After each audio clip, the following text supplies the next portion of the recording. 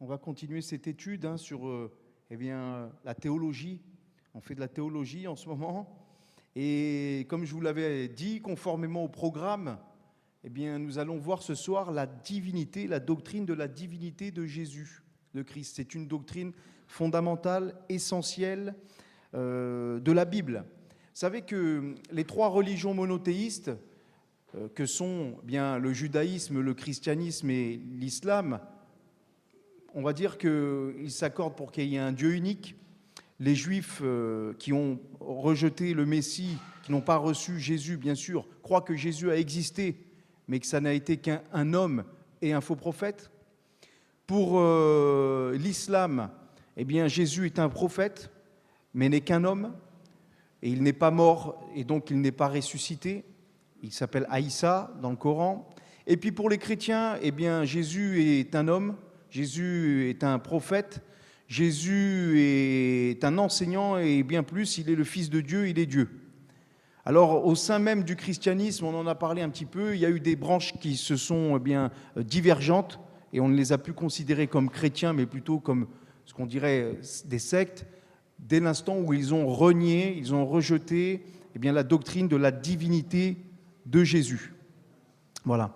Et donc ce soir, avec la grâce de Dieu et en nous appuyant bien sûr toujours sur les Écritures, nous allons voir ce que la Bible dit, ce que la Bible enseigne sur la divinité du Christ, doctrine fondamentale, doctrine difficile à assimiler pour nos petits esprits limités, puisque parler de la divinité de Christ, c'est aussi parler de son humanité, et ça on le verra avec la grâce de Dieu la semaine prochaine, si Dieu nous prête vie. Alors, pour parler de la divinité de Jésus, puisque c'est une doctrine qui est très débattue, il nous faut nous appuyer sur les Écritures, et tout d'abord, il faudrait voir qui est Jésus avant son incarnation. Avant que Jésus se fasse homme, s'il est Dieu, alors il doit préexister, il doit exister de toute éternité, il doit avoir les attributs de Dieu, de ce qu'on a vu déjà un peu auparavant. Alors, un passage très connu de la parole, on le reprend ce soir, Jean chapitre 1er, versets 1 à 4, passage très connu, très certainement souligné dans vos Bibles, très certainement vous le connaissez par cœur, et un très beau passage qui nous dit « Au commencement était la parole, et la parole était avec Dieu, et la parole était Dieu. Elle était au commencement avec Dieu, toutes choses ont été faites par elle, et rien de ce qui a été fait n'a été fait sans elle. En elle était la vie, et la vie était la lumière des hommes. Amen. » Alors, ce que j'aime beaucoup dans ce passage, et comme parmi tant d'autres, c'est que parfois, il nous faut faire faire un petit exercice de remplacer certains mots. Vous allez comprendre. Quand on prend le verset très connu de Jean 3,16, car Dieu a tant aimé le monde qu'il a donné son Fils, on sait qu'on peut mettre notre prénom, par exemple, à la place. Car Dieu a tant aimé Élisabeth qu'il a donné son Fils. On peut mettre notre prénom. Pour les promesses dans la Bible, on peut aussi mettre notre prénom. Voilà. Et là, ce qui est intéressant de faire, c'est que à la place du mot parole, puisque ici, dans le contexte de ce passage, il est question de Jésus, mettons le nom de Jésus. Et déjà, tout devient comme plus clair. On pourrait dire, au commencement était Jésus, et Jésus était avec Dieu, et Jésus était Dieu. Jésus était au commencement avec Dieu. Toutes choses ont été faites par Jésus, et rien de ce qui a été fait n'a été fait sans Jésus. En Jésus était la vie, et la vie était la lumière des hommes. Tout de suite, ça prend son sens. On pourrait se dire, arrêtez-vous là. C'est bon, la Bible dit clairement que Jésus est Dieu. Alors certains ont détourné, je prends souvent cet exemple en ce moment, puisque les témoins de Jéhovah, dans leur Bible, traduction du Monde Nouveau, ont changé quelques mots, une petite nuance, des fois c'est juste un petit mot, un petit article, mais qui peut changer tout. Dans leur Bible à eux, il est dit, au commencement était la parole, et la parole était avec Dieu, et la parole était un Dieu. Sous-entendu, était une sorte de Dieu. Voilà.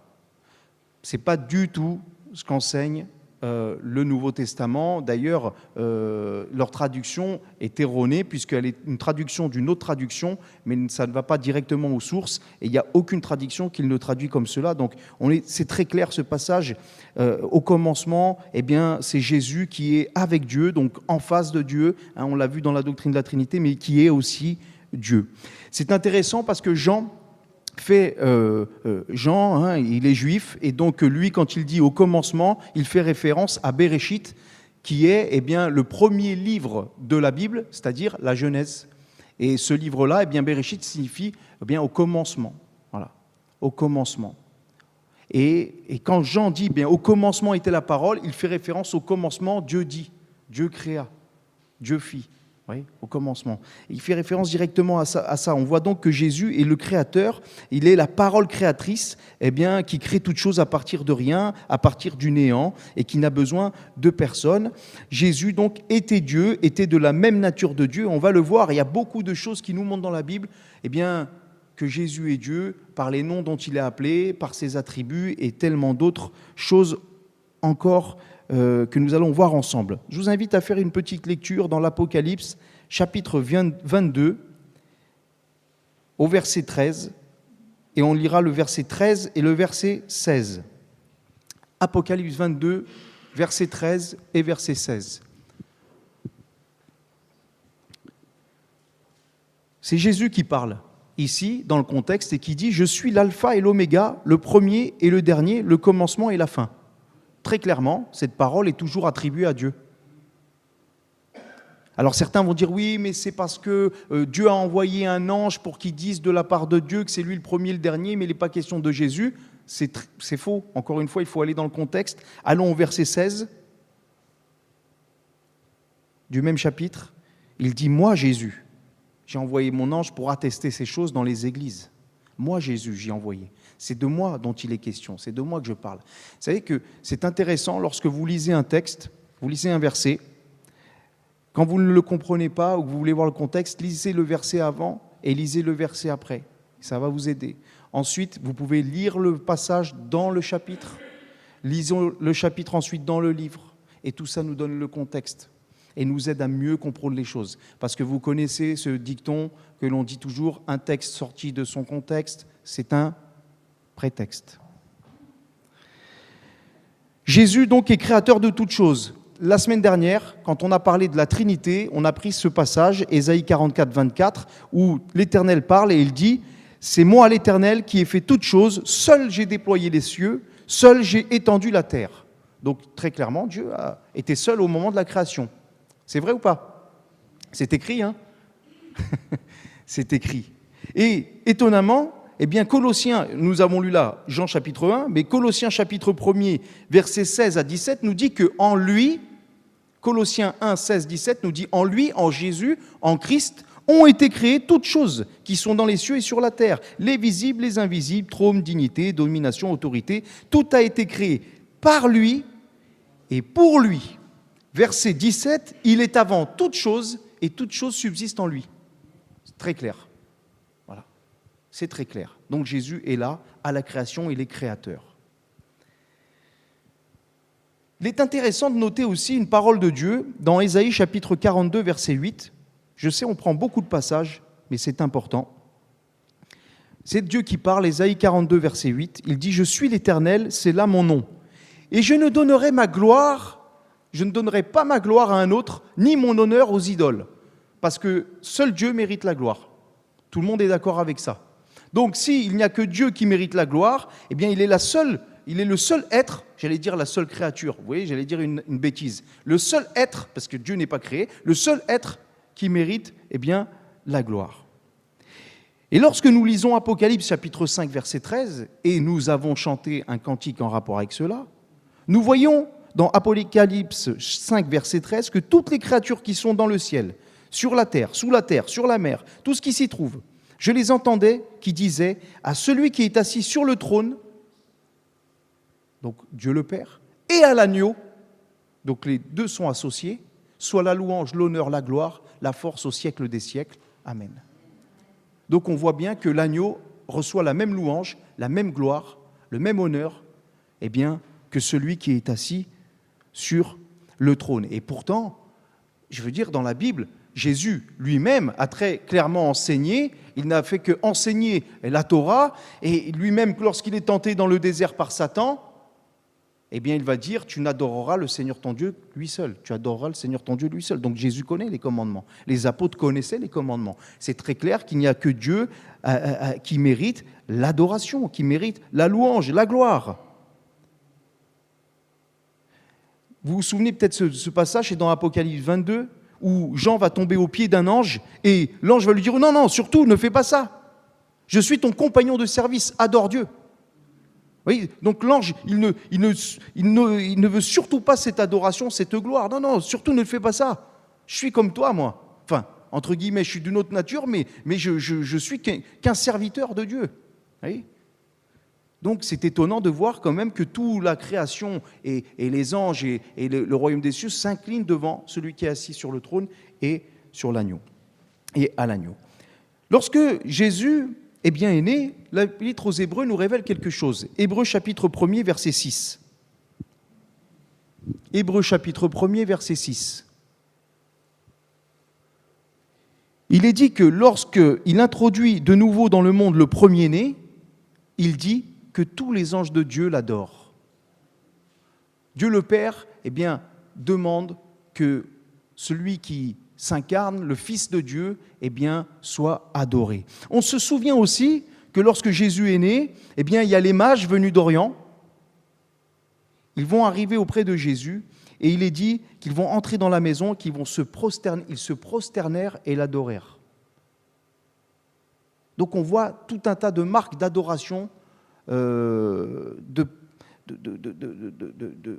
d'honneur qui est dû à Dieu seul et qu'on donne à Jésus. Après la résurrection, dans Luc chapitre 24, verset 51 et verset 52, Luc, chapitre 24, verset 51-52, il est dit que pendant que Jésus bénissait donc ses disciples, il se sépara d'eux et fut enlevé au ciel. Pour eux, après l'avoir adoré, ils retournèrent à Jérusalem avec une grande joie. Ils ont vu Jésus, ils ont adoré. Tout cela marque la gloire, la souveraineté du Fils de Dieu, et donc qui est Dieu lui-même. Il y a un pasteur que j'apprécie beaucoup ses enseignements, je ne sais pas si vous le connaissez, il s'appelle Jean-Claude Gontard. Peut-être l'avez-vous déjà reçu. Aujourd'hui, il est à la retraite, il est à Agde, il est dans l'église de Pézenas. Il a écrit quelques ouvrages, je crois même qu'il y a 1 ou 2 livres ici de lui.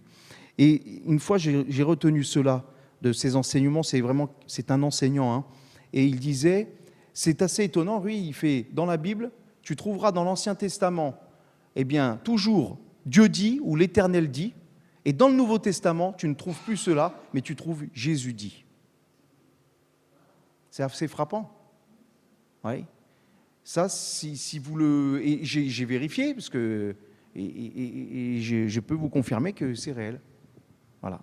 Donc, j'ai trouvé ça intéressant. Il dit, tu vois, c'est quand même une marque que Jésus est réellement le Fils de Dieu, il est Dieu, et sa parole a autorité comme la parole de Dieu. Alors, c'est vrai que si Jésus est Dieu, on pourrait se dire, mais pourquoi est-ce qu'il n'apparaît pas dans l'Ancien Testament ? Pourquoi est-ce qu'il apparaît dans le Nouveau ? Et pourtant, Jésus, le Messie, apparaît d'une façon plus cachée dans les Écritures, dans l'Ancienne Alliance. Paul nous dit cela. Il nous dit dans 1 Corinthiens chapitre 10, versets 1 à 4, 1 Corinthiens 10, versets 1 à 4, « Je ne veux pas que vous ignoriez que nos pères ont tous été sous la nuée et qu'ils ont tous passé au travers de la mer, qu'ils ont tous été baptisés en Moïse dans la nuée et dans la mer, qu'ils ont tous mangé le même aliment spirituel et qu'ils ont tous bu le même breuvage spirituel, car ils buvaient à un rocher spirituel qui les suivait et ce rocher était Christ. » Intéressant de voir que Christ était présent spirituellement parlant. Il était présent au milieu de son peuple comme il est présent aujourd'hui.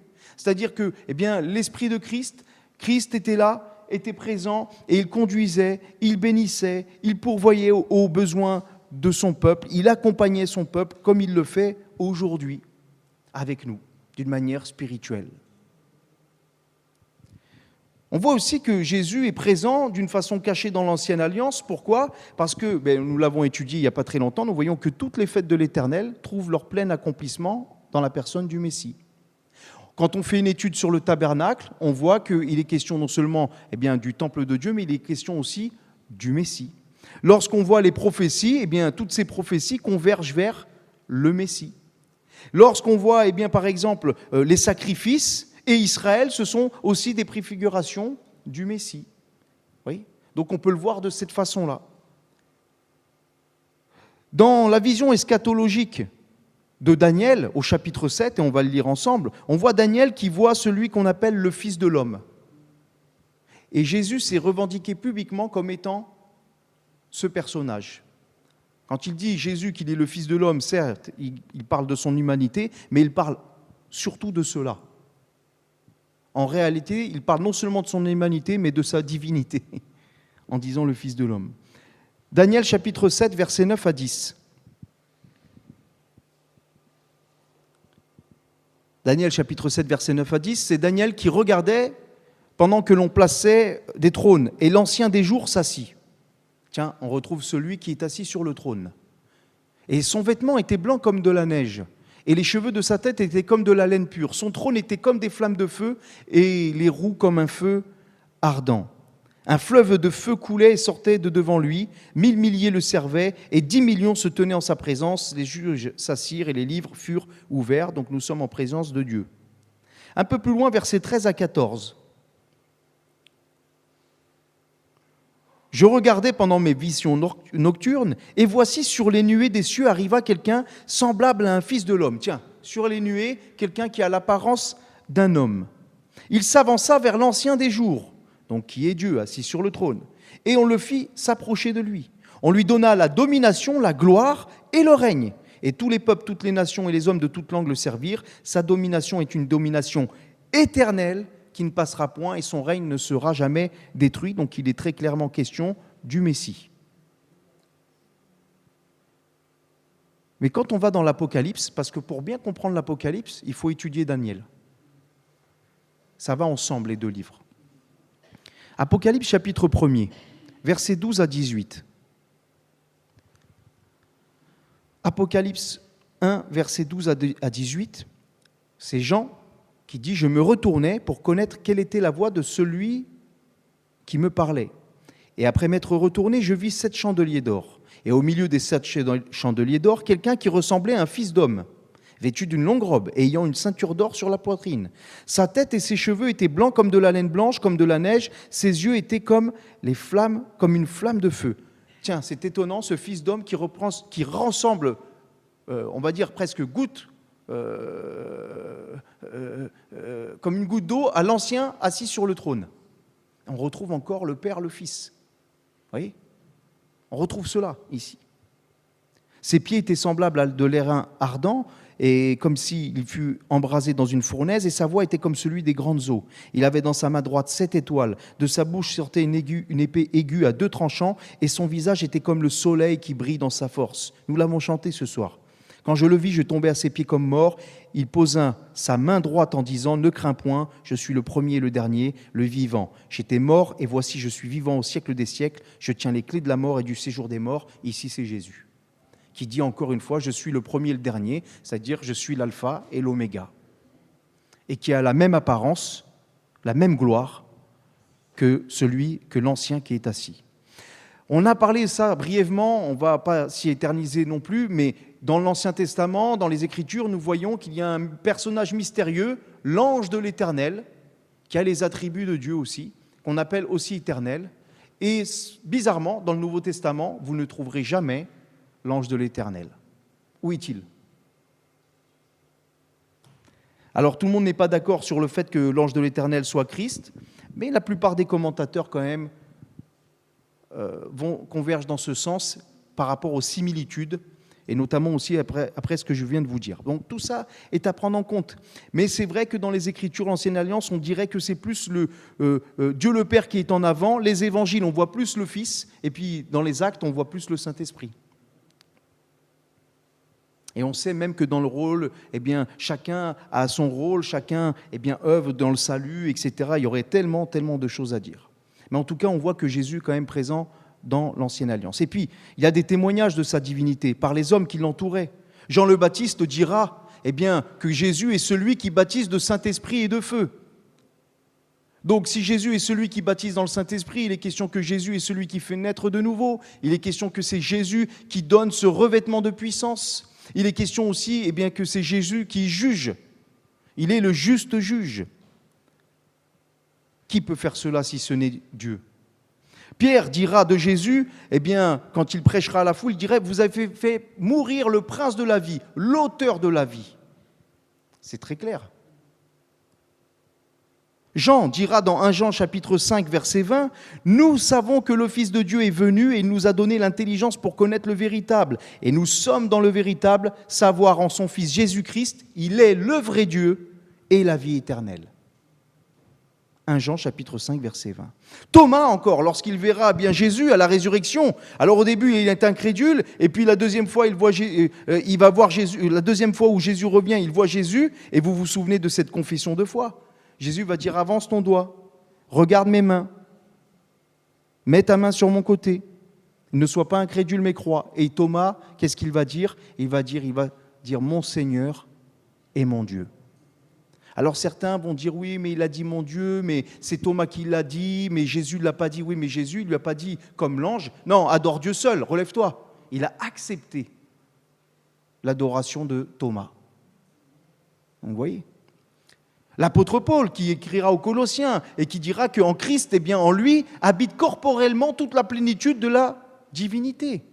Ou aux Philippiens, il dira que Christ était celui qui existait en forme de Dieu et qu'il n'a point regardé comme une proie à arracher d'être égal à Dieu, mais qu'il s'est dépouillé, il s'est fait humble, serviteur, etc.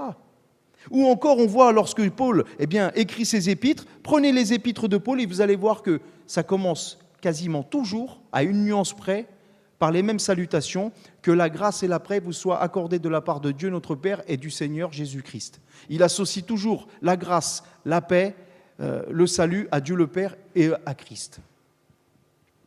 Donc c'est très clair. Même ses adversaires, on en a parlé mardi, même ses adversaires ont compris que Jésus, lorsqu'il parlait de lui, il parlait de son essence divine.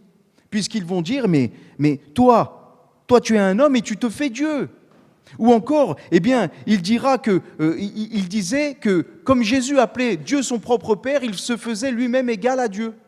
Vous retrouvez ça dans les évangiles, notamment de Jean, et on en a passé mardi justement. Mais Jésus lui-même dira des choses tellement évidentes. Souvenez-vous, les 4 amis du paralytique, ils amènent, ils le font passer par le toit, il arrive au milieu, et Jésus va lui dire, c'est dans Luc chapitre 5 verset 20, Jésus dit « Homme, tes péchés te sont pardonnés ».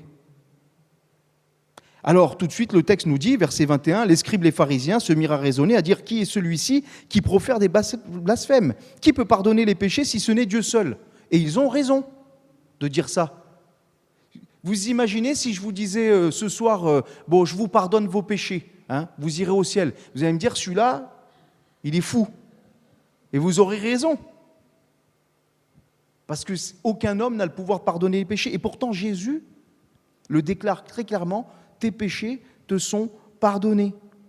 Et Jésus, qui connaît les pensées de leur cœur, il va dire, pour que vous sachiez que le Fils de l'homme a le pouvoir de pardonner les péchés sur cette terre. Il va dire, lève-toi et marche. Est-ce qu'il est plus facile de dire à un paralytique, lève-toi et marche, ou tes péchés te sont pardonnés ? Le plus facile, c'est de dire, tes péchés sont pardonnés. Tu ne peux pas le vérifier. Si ce soir, il y avait un paralytique ici en fauteuil roulant, je lui dis, tes péchés te sont pardonnés. Bon, vous allez vous vérifier comment, vous ? C'est ma parole contre la vôtre. Maintenant, si je lui dis, pour que tu saches que tes péchés sont pardonnés, lève-toi et marche. Et il se lève, il marche. Là, vous allez dire, là, quand même. Et c'est ce qu'il a fait, Jésus. C'est ce qu'il a fait. Donc Jésus, il s'attribue ce pouvoir. Il dit, je peux pardonner les péchés. Il n'y a que Dieu qui peut faire ça. Et il y aurait tellement d'autres choses à dire. Mais quand il parle aux Juifs, et on l'a vu mardi, et qu'il dit aux Juifs, avant qu'Abraham fût, je suis, il dit très clairement qu'il est Dieu. Quand il dit aux disciples, allez par tout le monde, et faites des disciples, et baptisez-les au nom d'eux, du Père, du Fils et du Saint-Esprit. Nous avons très clairement ici, lorsque Jésus confronte aussi ses contradicteurs, il va dire « Vous verrez désormais le Fils de l'homme assis à la droite de la puissance de Dieu et venir sur la nuée du ciel. » Et ça, pour eux, le jour du jugement de Jésus, le souverain sacrificateur, il déchire ses vêtements, il fait « On a encore besoin de preuves !» Il blasphème. Pourquoi ? Parce que quand Jésus, il dit « Vous verrez le Fils de l'homme assis à la droite de Dieu revenir sur les nuées », il fait référence à la vision de Daniel et il se proclame lui-même le Messie, le Fils de Dieu et de nature divine. Jean chapitre 5, versets 22 à 23, Jésus dira « Le Père ne juge personne, mais il a remis tout jugement au Fils, afin que tous honorent le Fils comme ils honorent le Père. » Vous devez tous honorer Jésus comme vous honorez Dieu le Père, donc vous honorez Jésus, le Fils de Dieu, Jésus, le Dieu, la parole de Dieu. Il y aurait tellement de choses à dire. Jésus a dit que ses œuvres témoignent. Nous l'avons vu ensemble, les êtres vivants, les anges témoignent de la gloire de Jésus, puisqu'il dit qu'à celui qui est assis sur le trône et à l'agneau soit la louange, l'honneur, la gloire au siècle des siècles, et qu'il se prosterne devant lui. Les Écritures témoignent de cela. Lorsque nous lisons Ésaïe, qui prophétise sur la venue du Messie, il est dit qu'on l'appellera Emmanuel, Dieu avec nous, et nous l'avons chanté. Qu'on l'appellera aussi admirable conseiller, Dieu puissant, Père éternel, prince de paix. Mais il est encore appelé le Saint de Dieu, le Roi des rois, le Seigneur des seigneurs, la lumière, le bon berger, l'époux, le rocher d'Israël et tellement d'autres choses d'autres titres qui sont donnés à Jésus. Les associations dans la Bible entre Jésus et Dieu, et je passe, parce qu'on pourrait le faire en 2 ou 3 fois cette étude. Les associations entre Dieu et Jésus sont fréquentes. On parle tantôt de Dieu comme le premier et le dernier, tantôt de Jésus. On parle d'avoir foi en Dieu dans les évangiles et puis d'avoir foi en Jésus. On parle de prier Dieu et on parle aussi de prier Jésus. Et je viendrai sur ça après. On terminera avec cela. On parle de la parole de Dieu et de la parole de Christ. On parle de l'évangile de Dieu et on parle de l'évangile de Jésus. On parle de l'église de Dieu et de l'église de Christ, de Dieu notre Sauveur, de Christ notre Sauveur, du jour de l'éternel, du jour de Christ. Tellement de choses. C'est inévitable de passer à côté de la divinité de Jésus. C'est impossible.